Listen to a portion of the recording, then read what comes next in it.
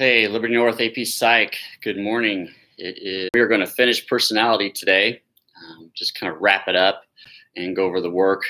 Just a few notes here on basically learning target number 5, but just really it's kind of stuff for you.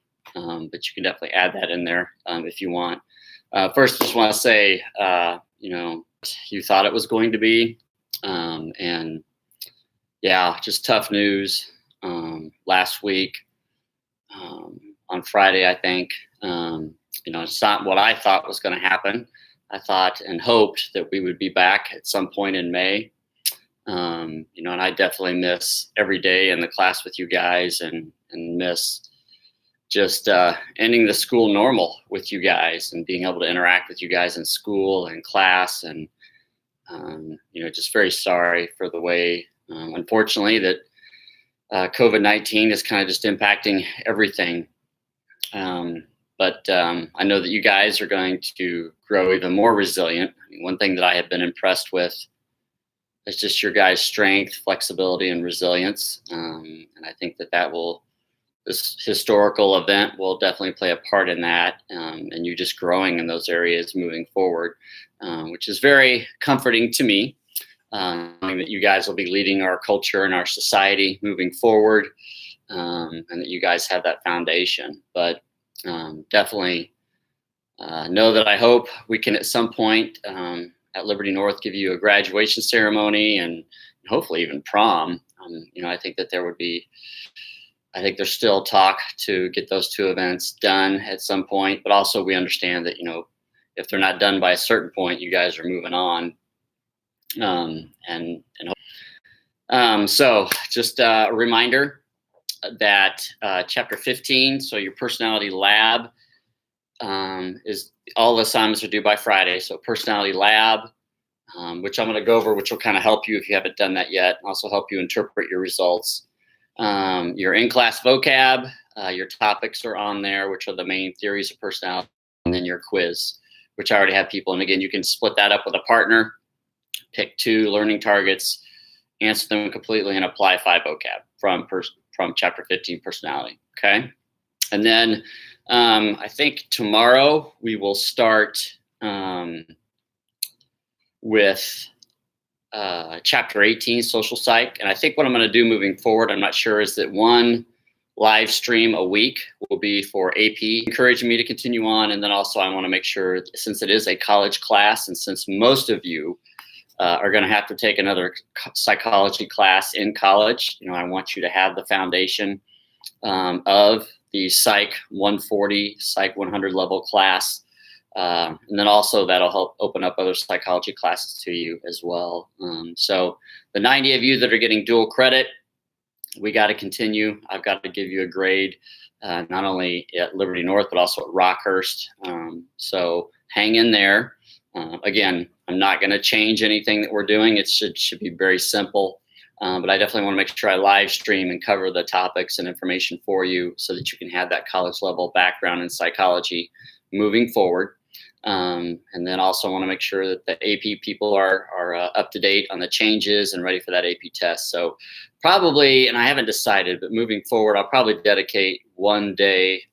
And I think that'll be different.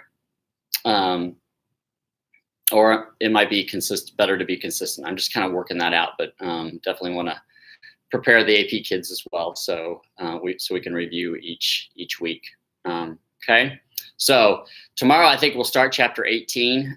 Chapter 18 will be pretty short, and actually chapter 18, you're not going to have a quiz, and the only thing you're going to have to do is a lab. So that'll be pretty simple, but I think we'll move through that one pretty quickly, and then we'll get to the last 2 chapters, which are psych disorders and treatments, which I think we could end the year on, which will be great. And then I definitely want to incorporate the movie A Beautiful Mind into that when we end. So so we'll get to those chapters 1 to 7 all the way through personality, which is everything that we covered so far, is only what's going to be on the AP exam.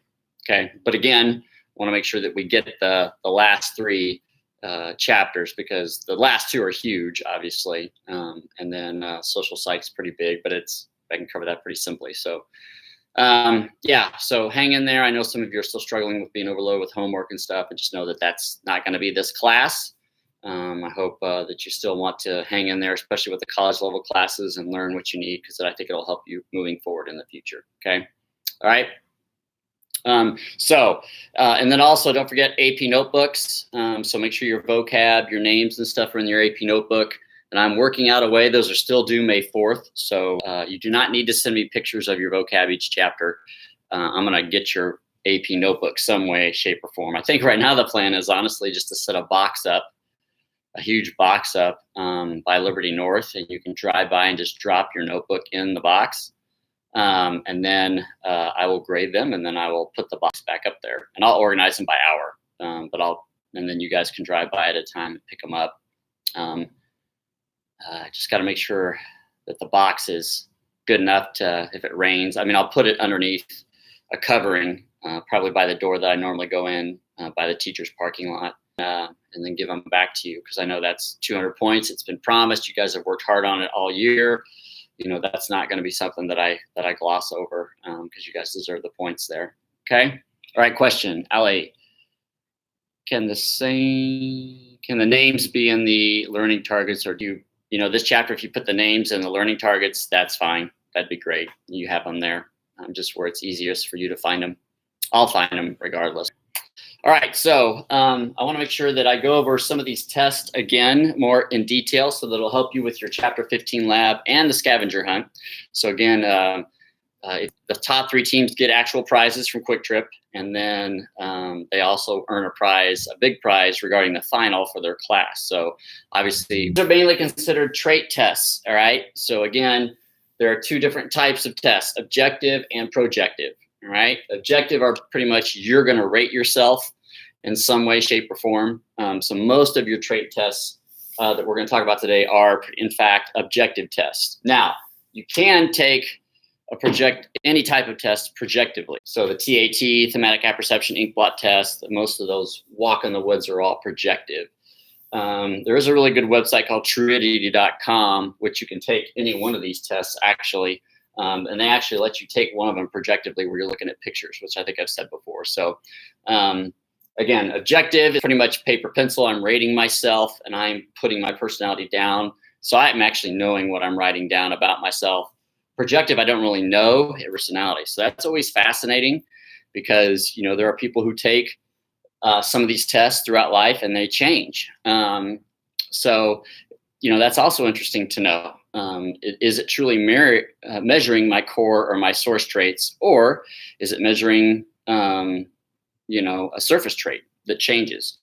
That's why there's not that many of these. Okay, so it's also good to take them, because you can kind of see through factor analysis. So if we take all these tests and we pull out the common factors that they're trying to measure, all right, the common traits, you'll definitely see extroversion and introversion here. Everybody agrees that's a core trait. Optimism in the big 5 is kind of like openness, but it's not really there. So again, you can kind of decide for yourself, do we have the right core traits? Are we measuring the right? Does your personality still develop and grow in those areas? So on and so forth. Okay. All right. So the Myers-Briggs, or the MBTI, Myers-Briggs trait inventory. So basically what it's going to do is it's going to give you 4 letters. All right. You're going to be extrovert, introvert. And again, it's on a scale. So you have a dimension that's going to tell you which one you are. Sensing, intuitive, which means do you like facts and information and research, or do you like gut feelings, go with your hunches? Thinker, are you energized by using your mind? Feeler, energized by your emotions. And then judging and perceiving. Judging basically need closure. So they need things to end. They're very compartmentalized. They're very organized, sequential. So those of you who are probably struggling the most with the announcement that we're not going to be back at North are going to be your judgers. They need closure. Perceiving are people that like to keep things open. Okay. So this is actually a measure of this right here. Okay. Pretty much. Okay. Perceivers like open-ended things. So a great question is, during the weekend, when the weekends approach, do you like to have plans ahead of time? or do you like to keep things open? Okay, all right. So that's kind of what that is. Okay, so then what they're going to do is they're going to give you a letter on each of these dimensions, find out where you fall, and then those 4 letters will combine to create a personality profile for you. Okay. And most people that in our class think this is it's very, very accurate. Okay. And I know Jada in her analysis agrees this is a pretty accurate test. Okay. All right. The big 5 personality factor that you need to take, which again, I put a little link there that you can go take it. Again, if you go to Truity, TRUITY.com, you can take all of these tests really quickly, the first 3. Okay. Okay, so the big 5 is kind of the most recognized personality test today that we have. And what it does is it measures 5 core traits, source traits, and it measures what percentage you are on the scale. So what they're going to say is that all of us have a percentage of openness, conscientiousness, extroversion, agreeableness, neuroticism. Okay, so again, this is good because it throws in that negative one that is actually everywhere else down here below. We do have negative aspects of our personality. Okay, and what's going to do is it's going to give you a percentage. Openness 70%, conscientiousness 85%, extroversion 84%. It's going to give you that percent. So it's going to give you a percentage of where you are on this scale. So how much of it do you have in your personality, basically? How much openness, conscientiousness, extroversion, agreeableness, and neuroticism do you have in the core of your personality? Okay. Now, then where you are on that scale will then branch off into source traits, okay, which is what they obviously do here. So each test starts by giving you your core traits, your source traits, and then it expands off to give you a profile that includes surface traits. Okay. Now, all of these tests agree that surface traits will change and they depend on situation and maturity. So that's the question you have to answer for yourself is, are core traits, source traits truly biological? Are they nature? Are they the core of my personality throughout my whole life? Maybe the degrees change a little bit, but those are always there. Or is that wrong? Are they also surface traits and my personality can completely change and grow? So again, what they're trying to measure is the core of our personality that supposedly is there. And it might vary degrees. Like I have openness. Now I might go from 84 to 75%, but it's still pretty high and it's still pretty a core of my trait. Okay. All right. So openness is kind of your being adventurous, open to new ideas, to things like that. Conscientiousness is your responsibility, you're being organized, punctual, dedicated. Extroversion, again, is being outgoing. So they actually say that we all have a degree of extroversion.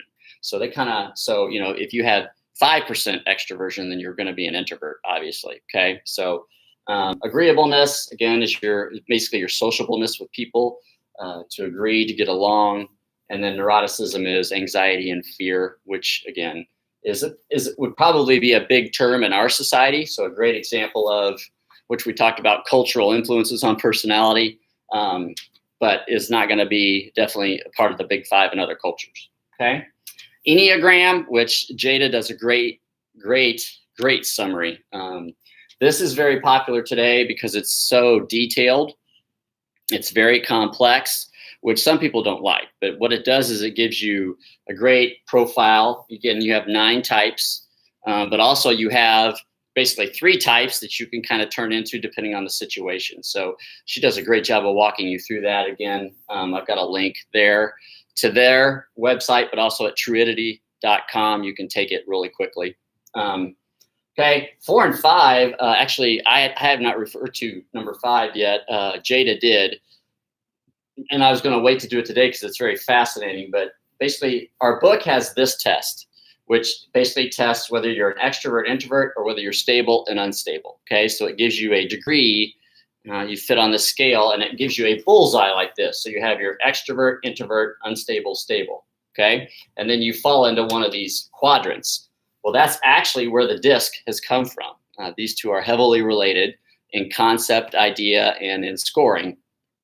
So the disc gives you dominant, inspiring, supportive, and cautious. Sorry.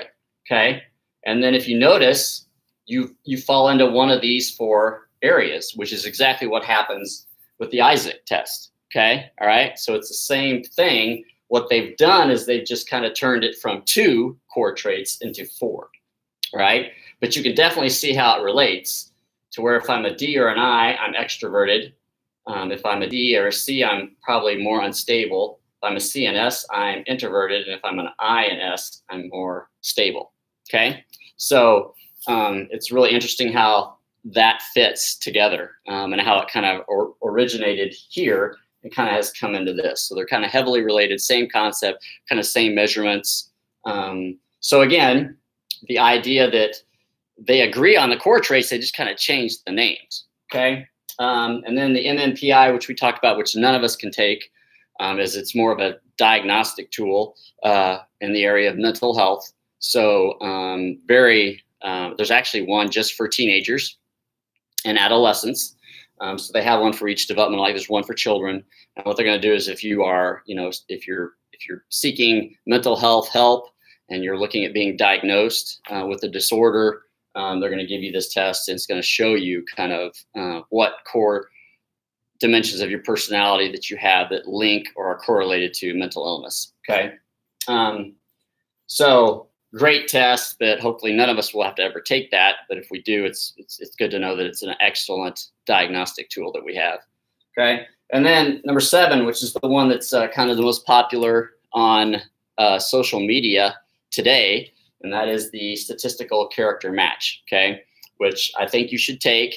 Now, one thing I've had students say is that the person that they get matched with, they have no idea who they are. But if you go down, you can, and there's an option to see full list. And then you're going to see about 100 people that about 50% or above you match with. Also, if you go up to the top left, you can search by universe, like Marvel Universe, Star Wars Universe, Lord of the Rings Universe, whatever. Okay. But again, this is just a great example experience for you to take a test where you have to rate yourself, so on and so forth. And then they match you with the core dimensions of the personality. Okay.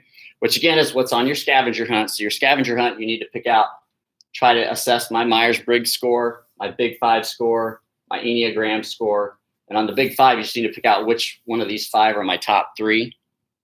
In other words, I scored the highest on. Enneagram, there's 9 types. Pick the one. And I'll be a little bit gracious on this one because Jay's been working with me because I usually get 3 types and it's kind of a cross between them. And she's kind of helping me work out which one she thinks that I am. And I think she's pretty accurate, probably. Oh, I know she is. And then this one. Okay. So what I did is I again, every time I take this standardization, I get 5 characters that are in my top 5. I pick the 3 that are basically going to be most recognizable to people. And I'm giving those hints on the thumbnails today. I'll send a picture about who those 3 characters are. Most of you know these 3 characters, and you know who they are. One might be a little bit more difficult, but the other 2, I don't think very many of you would know who they were. I didn't know who they were. Okay. All right. So these are the ones you have to take on your chapter 15 lab, and then you get to pick another one, which I've given you this one. And I think I gave you a form of the Big 5 that you could take there if you want. So yeah, so again, I think it's just fascinating. I know normally in class, we would give this one in class, and then a form of this one. The ending in the discussion, these are objective tests, but do you really think these are core traits? These are our source traits.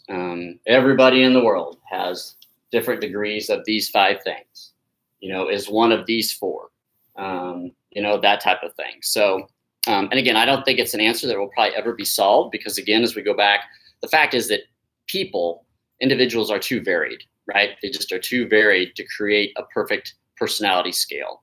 We're too different. Cultures are too different. We all have different experiences, different backgrounds, different environments, different genetics. There's just never going to be a perfect personality test. So which one is kind of the best one, you think? Which one works the best? Right now, if you went to culture, this is the most fun down here. And it's actually being shown to be pretty accurate. Most people like this one.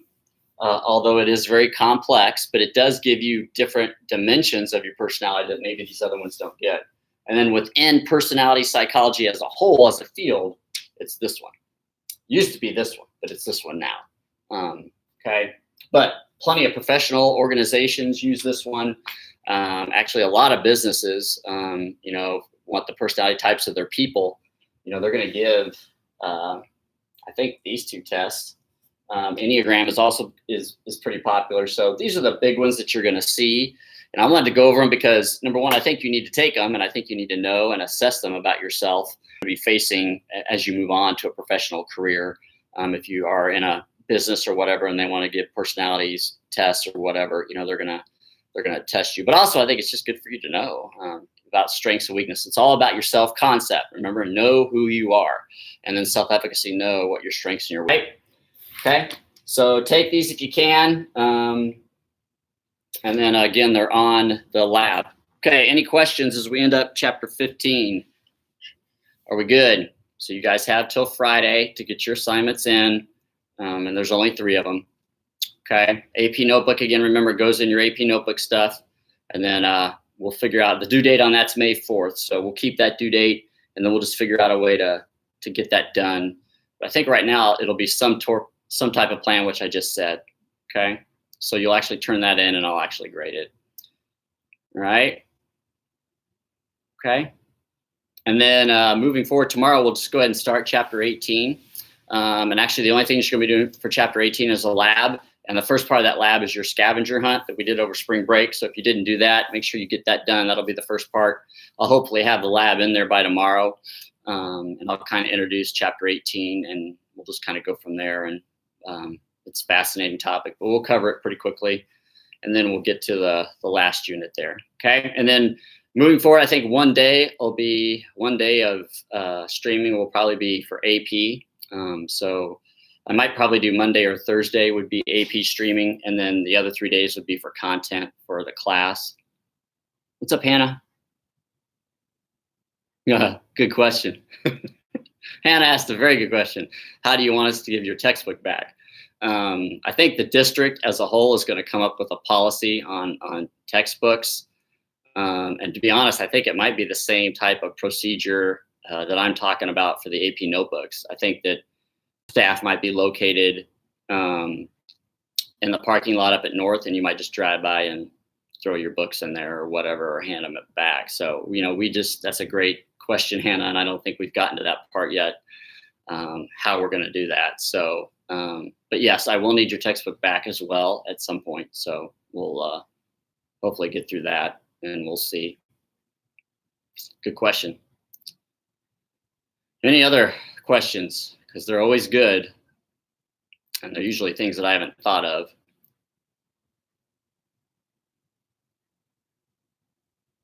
Okay.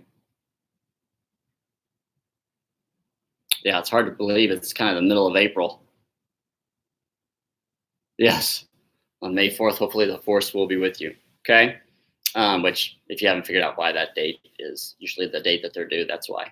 All right. So if you need anything, again, email me, contact me, just let me know. Again, hopefully this helps moving forward in your life so that you can have some background on these tests. So, I think I've had students access these notes later on in their professional career when they all of a sudden realize that, as a business, they're all going to take the Enneagram, or they're going to take the Big 5 or whatever, and they have to report their scores and so on and so forth. And this kind of helps them get the background information of the tests so that they know them. Okay. All right. If you guys need anything, email me or text me. Have a good Monday, and we'll talk to you tomorrow.